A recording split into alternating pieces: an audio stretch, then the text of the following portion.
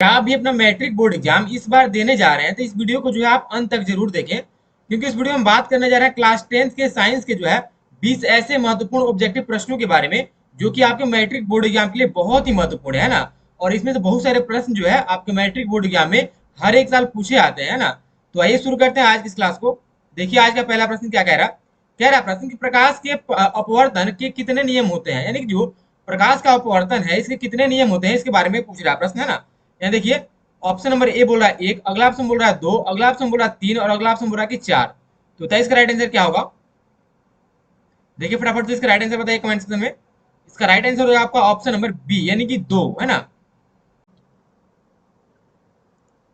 अगला question 2 number है। देखिए क्या कह रहा है प्रश्न। कह रहा है प्रश्न की फोकस पर अभिसरित करने वाला किरण पुंज परावर्तन के बाद समानांतर हो जाता है, यानी कि जो है फोकस पर अभिसरित होने वाला जो किरण पुंज है वह परावर्तन के बाद जो है समानांतर हो जाता है। किसके समानांतर हो जा रहा है इसके बारे में पूछ रहा है प्रश्न। यहाँ पे देखिए ऑप्शन नंबर ए बोल रहा है कि अवतल दर्पण से, अगला ऑप्शन बोल रहा है कि उत्तल दर्पण से, अगला ऑप्शन बोल रहा है कि समतल दर्पण से और अगला ऑप्शन बोल रहा है कि इनमें से कोई नहीं। तो बताइए इसका राइट आंसर क्या होगा। देखते हैं कितने बच्चे कमेंट सेक्शन में बताते हैं इसका राइट आंसर। अगर आपको इसका राइट आंसर पता हो तो आप कमेंट सेक्शन में जरूर से बताइए। इसका जो राइट आंसर है वो आपका क्या होगा, हो जाएगा आपका ऑप्शन नंबर ए, यानी कि जो है अवतल दर्पण। जो अवतल दर्पण होता है वह जो है फोकस पर अपसरित होने वाले किरण पुंज के परावर्तन के बाद जो है क्या हो जाता है, तो वह जो है समानांतर हो जाता है ना। इसीलिए इसका सही उत्तर क्या होगा। इसका सही उत्तर होगा आपका ऑप्शन नंबर ए। हम आपको बता रहे हैं कि हम जो है इस वीडियो लेक्चर में जितना प्रश्न करा रहे हैं, ये जो जितने भी प्रश्न हैं आपके मैट्रिक बोर्ड एग्जाम में जो है कई बार पूछे गए प्रश्न हैं। तो आप जो है इन प्रश्नों को जरूर से याद कर लीजिए ना। तो आइए देख लेते हैं अगला क्वेश्चन। अगला क्वेश्चन देखिए 2 नंबर 3 नंबर क्या कह रहा है। कह रहा है प्रश्न कि F equal to R by two सत्य है केवल किसके लिए, अवतल दर्पण में या फिर उत्तल दर्पण में या फिर दोनों ए बी दोनों में या फिर समतल दर्पण में। यानी कि जो है फोकस होता है वह जो है आर बाई टू होता है या किस में जो है सत्य है, अवतल दर्पण में है या फिर उत्तल दर्पण में है या फिर ए बी दोनों में है या फिर समतल दर्पण में है। बताइए इसका राइट आंसर क्या होगा। आप फटाफट से इसका राइट आंसर बताइए कमेंट सेक्शन में। देखते हैं कौन जो है बच्चे इसका राइट आंसर बताते हैं सबसे पहले। तो इसका राइट आंसर क्या हो जाएगा बताइए। इसका राइट आंसर होगा आपका ऑप्शन नंबर सी, यानी कि जो है ऑप्शन नंबर ए और बी दोनों, यानी कि जो है F equal to R by two ये किस में होता है, तो ये होता है आपका अवतल दर्पण में भी और उत्तल दर्पण में भी। तो इसको ध्यान रखिएगा, ये भी क्वेश्चन जो है बहुत बार पूछा गया प्रश्न है। अगला प्रश्न देखिए क्या कह रहा है। कह रहा है प्रश्न कि किसी बिंब का अवतल दर्पण द्वारा बना प्रतिबिंब अभिसारी सीधा तथा बिंब से बड़ा पाया गया। यानी कि कोई बिंब है वह जो है अवतल दर्पण में जो है उसका जो है प्रतिबिंब बनता है और वह कैसा होता है, तो होता है अभिसारी होता है, सीधा होता है और बिंब से जो बड़ा होता है ना। तो वस्तु की स्थिति कहाँ होनी चाहिए, यानी कि जो है तब अवतल दर्पण के सामने जो है वस्तु कहाँ रखा जाना चाहिए इसके बारे में पूछ रहा है प्रश्न। यहाँ पे देखिए ऑप्शन क्या बोल रहा है। ऑप्शन ए बोल रहा है कि मुख्य फोकस एवं वक्रता केंद्र के बीच, अगला ऑप्शन बोल रहा है आपका कि वक्रता केंद्र पर, अगला ऑप्शन बोल रहा है कि वक्रता केंद्र से परे और अगला ऑप्शन बोल रहा है कि दर्पण के ध्रुव और मुख्य फोकस के बीच में, है ना। यहाँ पे चार ऑप्शन आपका दिया गया है। बताइए इसका राइट आंसर क्या होगा इसमें से।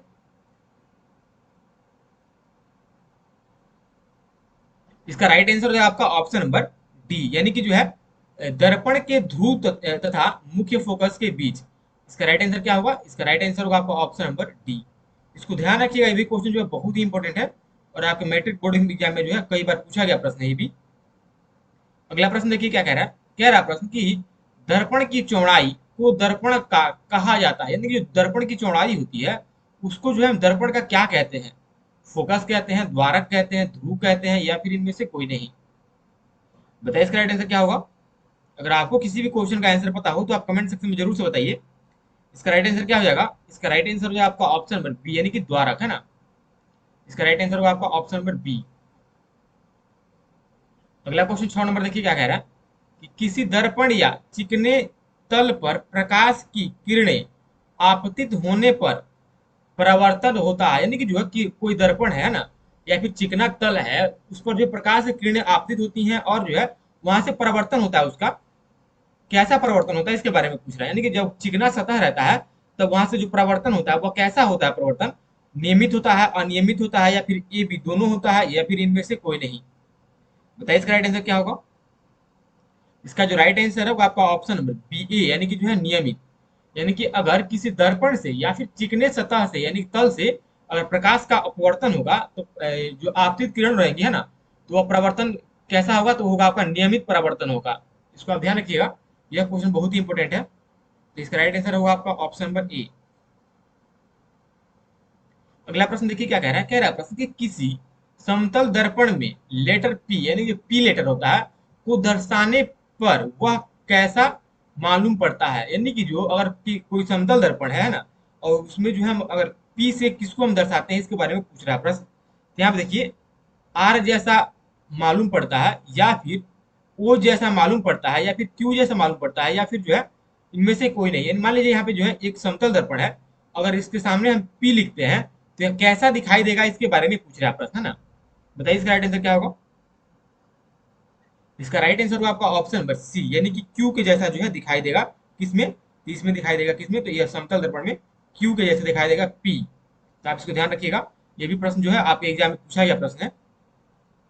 अगला प्रश्न देखिए क्या कह रहा है। कह रहा है प्रश्न कि अवतल दर्पण के प्रकरण में किसी वास्तविक अवर उल्टे प्रतिबिंब के लिए आवर्धन होता है। यानी कि जो है कोई अवतल दर्पण है, उसके जो है प्रकरण में किसी वास्तविक और उल्टे प्रतिबिंब के लिए जो है आवर्धन क्या होता है। ऋणात्मक होता है, धनात्मक होता है, या फिर ये भी दोनों होता है, या फिर कोई नहीं। बताइए इसका राइट आंसर क्या हो जाएगा। हम आपको फिर से कहना चाहेंगे कि जो बच्चे ज्यादा आंसर देंगे उसका उनका जो नाम जो है अगले जो है वीडियो लेक्चर में लिया जाएगा। अगर जो बच्चे ज्यादा सही उत्तर देंगे उनका, है ना। देखिए इसका राइट आंसर क्या होगा। इसका राइट आंसर हो जाएगा आपका ऑप्शन नंबर ए, यानी कि ऋणात्मक, है ना। तो आपको जो है किसी भी क्वेश्चन का आंसर पता हो तो आप कमेंट सेक्शन में जो है उसका आंसर जरूर से बताइए। आगे देखते हैं अगला क्वेश्चन। अगला प्रश्न देखिए 9 नंबर क्या कह रहा है। कह रहा है प्रश्न कि अवतल दर्पण में अभिसारी और सीधे प्रतिबिंब के लिए आवर्धन आवर्धन होता है। यानी कि जो है अवतल दर्पण है उसमें जो है आभासी, है ना, और सीधे प्रतिबिंब के लिए आवर्धन क्या होगा इसके बारे में पूछ रहा है प्रश्न। और यह भी प्रश्न जो है बहुत ही इंपॉर्टेंट है, और आपके मैट्रिक एग्जाम में जो है ये भी प्रश्न कई बार पूछा गया है। इसका राइट आंसर क्या होगा बताइए। यहाँ पे ऑप्शन दिया गया है ऋणात्मक, धनात्मक, ए बी दोनों, और इनमें से कोई नहीं। बताइए इसका राइट आंसर क्या होगा। इसका जो राइट आंसर है वो आपका ऑप्शन नंबर बी, यानी कि जो है धनात्मक होगा। अवतल दर्पण में अभिसारी और सीधे प्रतिबिंब के लिए जो है आवर्धन क्या होता है, तो होता है आपका धनात्मक, यानी कि जो है प्लस होता है, यानी कि धनात्मक होता है। इसीलिए इसका राइट आंसर क्या होगा। इसका राइट आंसर होगा आपका ऑप्शन नंबर बी। अगला प्रश्न देखिए क्या कह रहा है। कह रहा है प्रश्न कि नई कार्तीय चिन्ह परिपाटी के अनुसार दर्पण के सामने रखे गए बीम दूरी ली जाती है। यानी जो है जो नई चिन्ह परिपाटी नियम है उसके अनुसार जो है दर्पण के सामने रखे गए बिंब की दूरी ली जाती है, धनात्मक ली जाती है। यानी कि मान लीजिए ये नई चिन्ह परिपाटी है ना, और यहाँ पे जो है कोई वस्तु रखा गया है, तो इसके सामने की जो यहाँ पे जो दूरी होती है इसको हम क्या लेते हैं, धनात्मक लेते हैं, ऋणात्मक लेते हैं, या फिर कभी धनात्मक और कभी ऋणात्मक लेते हैं, या फिर इनमें से कोई नहीं। बताइए इसका सही उत्तर क्या होगा। इसका सही उत्तर होगा आपका ऑप्शन नंबर बी, यानी कि ऋणात्मक लेते हैं, है ना। इसको ध्यान रखिएगा, ये भी क्वेश्चन जो है इंपॉर्टेंट है, और ये भी क्वेश्चन कई बार पूछा गया प्रश्न है। आइए बढ़ते हैं अगले प्रश्न की तरफ। अगला प्रश्न देखिए 11 नंबर क्या कह रहा है। कह रहा प्रश्न कि प्रकाश क्या है, यानी कि जो लाइट है वह क्या है। कणों का प्रवाह है, या फिर आंखों को प्रभावित करने वाली ऊर्जा है, या फिर तापक्रम बढ़ाने वाली ऊर्जा है, या फिर इनमें से कोई नहीं। बताइए इसका राइट आंसर क्या होगा। ये भी क्वेश्चन इंपॉर्टेंट है आपके मैट्रिक बोर्ड एग्जाम के लिए, और कई बार पूछा गया प्रश्न ये भी है। तो इसका राइट आंसर क्या होगा। इसका राइट आंसर होगा आपका ऑप्शन नंबर बी, यानी कि जो है आंखों को प्रभावित करने वाली ऊर्जा। इसका राइट आंसर क्या होगा। इसका राइट आंसर होगा आपका ऑप्शन नंबर बी। अगला प्रश्न देखिए 12 नंबर क्या कह रहा। कह रहा प्रश्न कि जिस माध्यम का अपवर्तनांक अधिक है वह कम अपवर्तनांक वाले माध्यम की तुलना में क्या है। प्रकाशीय सघन है, या फिर प्रकाशीय विरल है, या फिर पहले माध्यम का द्रव्यमान घनत्व अधिक है, या फिर दूसरे माध्यम का जो है द्रव्यमान घनत्व कम है। बताइए इसका सही उत्तर क्या होगा। इसका राइट आंसर होगा आपका ऑप्शन नंबर ए, यानी कि जो है प्रकाशित सघन है। यानी कि जो है जिस माध्यम का अपवर्तनांक जो है अधिक रहेगा वह जो है कम अपवर्तनांक वाले माध्यम के तुल्य में क्या होगा, तो प्रकाशित सघन होगा, है ना। अगला प्रश्न देखिए 13 नंबर क्या कह रहा है। कह रहा प्रश्न कि निम्न में से किस माध्यम में प्रकाश की चाल अधिकतम है। यानी कि निम्नलिखित में से कौन सा वह माध्यम है जिसमें जो है प्रकाश का जो है चाल जो है सबसे अधिकतम होता है। और मैं आपको बता रहे हैं कि यह क्वेश्चन जो है क्लास 10th में भी और क्लास 12th में भी पूछा गया प्रश्न है, और बार बार पूछा जाता है यह प्रश्न।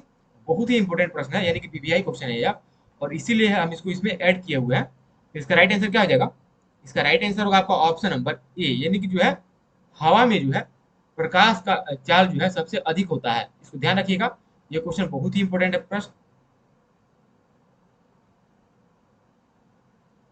आइए बढ़ते हैं अगले प्रश्न की तरफ। अगला प्रश्न 14 नंबर देखिए क्या कह रहा है। कह रहा है प्रश्न कि एक प्रयोग में अवतल दर्पण द्वारा किसी बिंब का प्रतिबिंब एक पर्दे पर प्राप्त किया जाता है। यानी कि जो है कोई प्रयोग है, उसमें अवतल दर्पण के द्वारा जो है हम जो है किसी बिंब का प्रतिबिंब जो है एक पर्दे पर प्राप्त कर रहे हैं, है ना। आगे बोल रहा है प्रश्न कि दर्पण को फोकस फोकस दूरी दर्पण की फोकस दूरी को निर्धारित करने के लिए प्रयोगकर्ता को मापने की जरूरत है। यानी कि जो प्रयोग कर रहा है वह जो है फोकस दूरी को निर्धारित करने के लिए जो है क्या मापेगा, इसके बारे में पूछ रहा है प्रश्न। यहाँ देखिए ऑप्शन यहाँ दिया गया। ए नंबर ऑप्शन बोल रहा है कि दर्पण तथा पर्दे के बीच की दूरी को मापने की जरूरत है। अगला ऑप्शन बोल रहा है कि दर्पण तथा बिंब के बीच की दूरी को मापने की आवश्यकता है, या फिर ए बी दोनों, या फिर इनमें से कोई नहीं। तो बताइए इसका राइट आंसर क्या होगा? इसका जो सही उत्तर है हो जाएगा आपका ऑप्शन नंबर ए, यानी कि जो है दर्पण तथा पर्दे के बीच की दूरी को जो है प्रयोगकर्ता को जो है मापने की जरूरत है ना। इसीलिए इसका राइट आंसर क्या होगा? तो इसका सही उत्तर होगा आपका ऑप्शन नंबर ए। उम्मीद करते हैं आप सभी को जो है ये क्वेश्चन जो है समझ में आ रहे होंगे, है ना। अगर आपको प्रश्न जो है समझ में आ रहा हो तो आप फटाफट से वीडियो को लाइक कर दीजिए, और जो बच्चे अभी तक चैनल को सब्सक्राइब नहीं किए हैं तो फटाफट से जो है चैनल को सब्सक्राइब कर लीजिए। और आपको वीडियो को लास्ट में बताएंगे जो है आप जो है इसका पीडीएफ कैसे ले सकते हैं, है ना। तो आप वीडियो में पूरा बने रहे। देखिए अगला प्रश्न क्या कह रहा है। कह रहा प्रश्न कि कौन सा लेंस अपसारी लेंस भी कहा जाता है, यानी किस लेंस को जो है हम अपसारी लेंस कहते हैं। और ये अभी क्वेश्चन बहुत ही इंपॉर्टेंट क्वेश्चन है, और आपके मैट्रिक और इंटर दोनों एग्जाम में जो ये भी क्वेश्चन जो है पूछा जाता है। यहाँ देखिए ऑप्शन बोला है कि अवतल लेंस को जो है ना। अगला ऑप्शन बोल रहा है उत्तल लेंस को, और अगला ऑप्शन बोल रहा है कि अवतल एवं उत्तल लेंस दोनों को, या फिर इनमें से कोई नहीं। तो बताइए इसका राइट आंसर क्या होगा? इसका जो राइट आंसर है हो जाएगा आपका ऑप्शन नंबर ए, यानी कि जो है अवतल लेंस को जो है हम अपसारी लेंस कहते हैं, और उत्तल लेंस को क्या कहते हैं? तो उसको हम अभिसारी लेंस कहते हैं। तो इसको ध्यान रखिएगा। यहाँ पे इसका राइट आंसर क्या होगा? इसका राइट आंसर होगा आपका अवतल लेंस। अवतल लेंस को क्या कहेंगे? तो अपसारी कहेंगे। और वही उत्तल लेंस को हम क्या कहते हैं? तो अभिसारी कहते हैं। इसको आप ध्यान रखिएगा, अभी सारी लेंस कहते हैं, है ना। इसको ध्यान रखिएगा, ये भी क्वेश्चन जो है इंपॉर्टेंट है आपके एग्जाम के लिए। आइए देखते हैं अगला क्वेश्चन। अगला क्वेश्चन देखिए क्या कह रहा है। कह रहा है प्रश्न कि अवतल दर्पण के प्रकरण में किसी वास्तविक और उल्टे प्रतिबिंब के लिए आवर्धन होगा। यानी कि मान लीजिए कोई अवतल दर्पण दिया गया है ना, और उसका हमको जो है उसके प्रकरण के लिए जो है किसी वस्तु का जो है वास्तविक और उल्टा प्रतिबिंब जो है मान लीजिए कि उसका जो है वास्तविक और उल्टा प्रतिबिंब बनाना है ना, तो उसका आवर्धन क्या होगा, इसके बारे में पूछ रहा प्रश्न, है ना। यहाँ पे आवर्धन के बारे में बात किया जा रहा है। तो इसका राइट आंसर क्या हो जाएगा?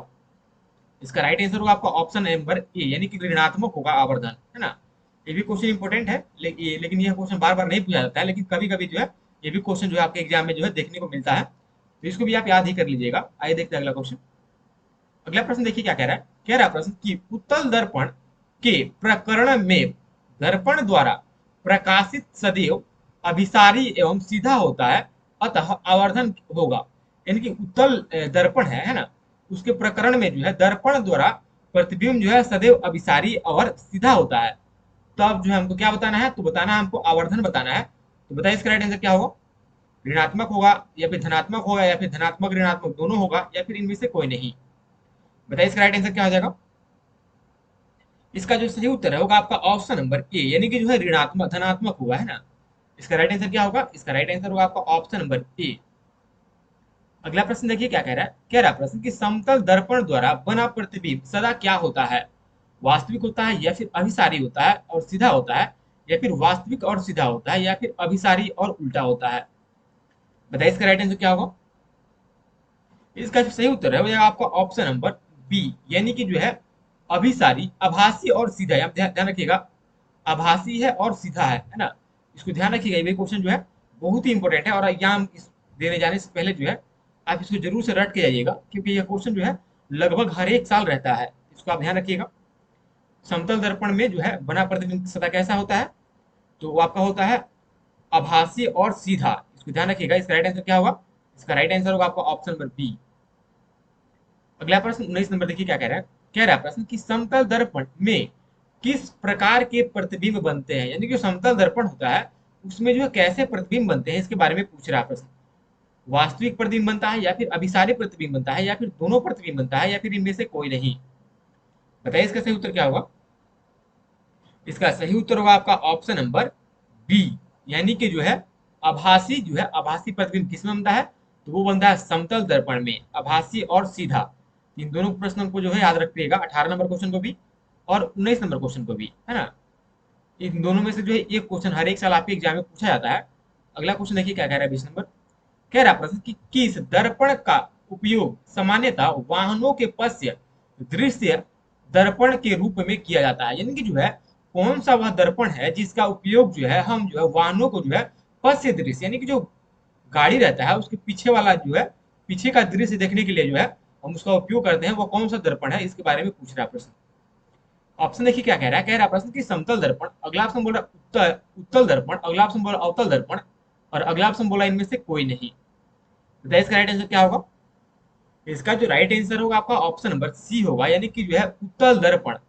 मैं आपको बता दें कि इसका right answer option number C होगा, और यह क्वेश्चन जो है बहुत ही इंपॉर्टेंट है, और यह भी जो है क्लास 10th और 12th दोनों क्लास के लिए इंपॉर्टेंट है, और दोनों क्लास में जो है यह प्रश्न पूछा जाता है। तो अगर आप जो है क्लास 10th में इसको रट लेते हैं तो आपको जो है क्लास 12th में भी इसको जो है आपको काम आएगा इसका, है ना। तो आप इसको जरूर से याद कर लीजिएगा।